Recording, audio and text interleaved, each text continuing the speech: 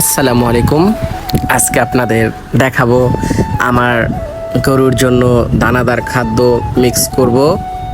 তো বাজার থেকে ভুসি কিনে আনা হয়েছে, তারপর সব কিছু মিক্স করে ভাঙায় আনা হয়েছে।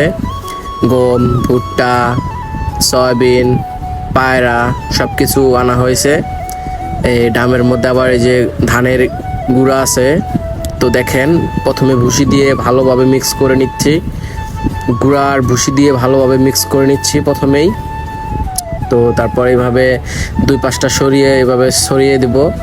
তারপর এখন আমরা আমাদের যে দানাদার খাদ্যটা ছিল ওটা মিক্স করব।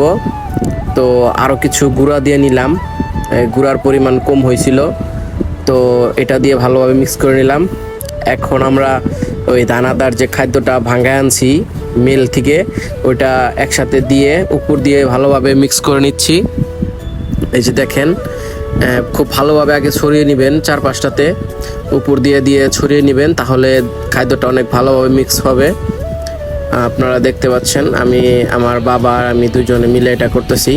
এই যে দেখেন, এখন ভালোভাবে দুই পাশ দিয়ে চারপাশ দিয়ে এভাবে হাত দিয়ে উপর থেকে নিচের দিকে এভাবে মিক্স করে নিব চারপাশে।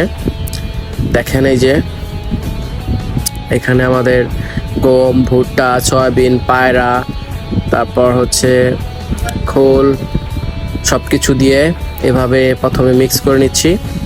তারপর এই যেভাবে এখন মিক্স করা শেষ, এখন একটা ইয়েতে আমরা রেখে দিব, ড্রামের মধ্যে পাতিলে করে নিয়ে ড্রামের মধ্যে রেখে দিব।